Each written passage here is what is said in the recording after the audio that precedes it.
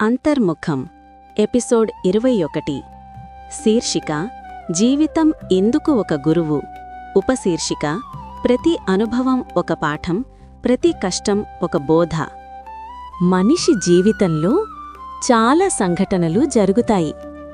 కొన్ని సంతోషకరమైనవి, కొన్ని బాధాకరమైనవి. అప్పుడు మనం తరచుగా అడుగుతాం, ఇది నా జీవితంలో ఎందుకు జరిగింది? నేనెందుకు ఈ కష్టాన్ని అనుభవించాలి? కానీ మనకు ఒకసారి అర్థమైతే జీవితం ఒక గురువు అని, అప్పుడు ప్రతి సంఘటనకు ఒక కొత్త అర్థం కనిపిస్తుంది.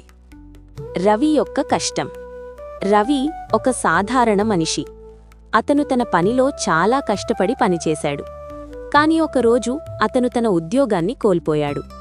ఆ క్షణంలో అతనికనిపించింది, జీవితం నాకు అన్యాయం చేసింది అని.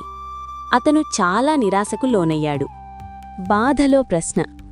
కొన్ని రోజుల తర్వాత రవి ఒక ప్రశ్న ఆలోచించాడు. ఈ సంఘటన నాకు ఏమి నేర్పిస్తోంది? ఇది అతని దృష్టిని పూర్తిగా మార్చింది.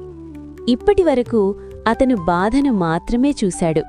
ఇప్పుడు అతను పాఠాన్ని చూడడం ప్రారంభించాడు. గురువు మాట. ఒకరోజు రవి తన గురువును కలిశాడు. అతనడిగాడు, ఎందుకు జీవితంలో ఇన్ని కష్టాలొస్తాయి? గురు ప్రశాంతంగా చెప్పాడు, జీవితం నిన్ను శిక్షించడానికి కాదు, నిన్ను మేల్కొల్పడానికి. కొన్ని పాఠాలు పుస్తకాలలో నేర్చుకోలేము, అవి జీవితంలోనే నేర్చుకోవాలి. ప్రతి అనుభవం ఒక పాఠం. రవి తన గతాన్ని గుర్తుచేసుకున్నాడు. అతను గమనించాడు, ఒక విఫలం అతనికి ఓపిక నేర్పింది, ఒక నష్టం అతనికి విలువ తెలుసుకుంది, ఒక బాధ అతనికి దయ నేర్పింది. అప్పుడు అతను గ్రహించాడు, ప్రతి సంఘటన నాకేదో నేర్పింది. దృష్టి మార్పు. ఇప్పుడు రవి జీవితాన్ని కొత్తగా చూస్తున్నాడు. ఏదైనా కష్టం వచ్చినప్పుడు అతనిలా అడుగుతున్నాడు, ఇది నాకు ఏమి నేర్పుతోంది? ఆ ప్రశ్న అతని బాధను తగ్గించింది. జీవితం యొక్క బోధ.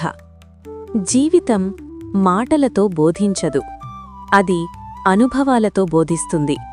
కొన్ని పాఠాలు సంతోషంతో వస్తాయి, కొన్ని పాఠాలు బాధతో వస్తాయి.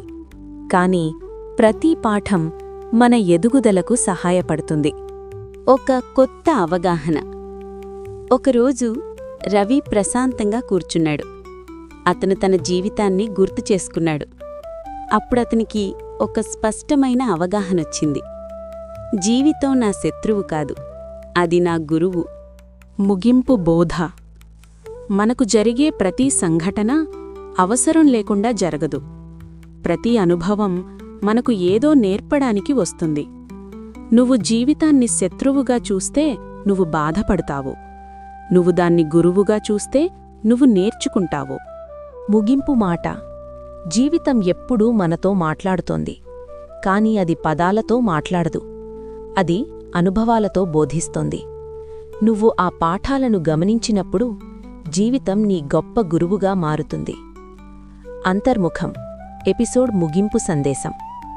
జీవితం సమస్య కాదు, అది ఒక పాఠం. Friends, please subscribe, like, share and comment మన ఛానల్.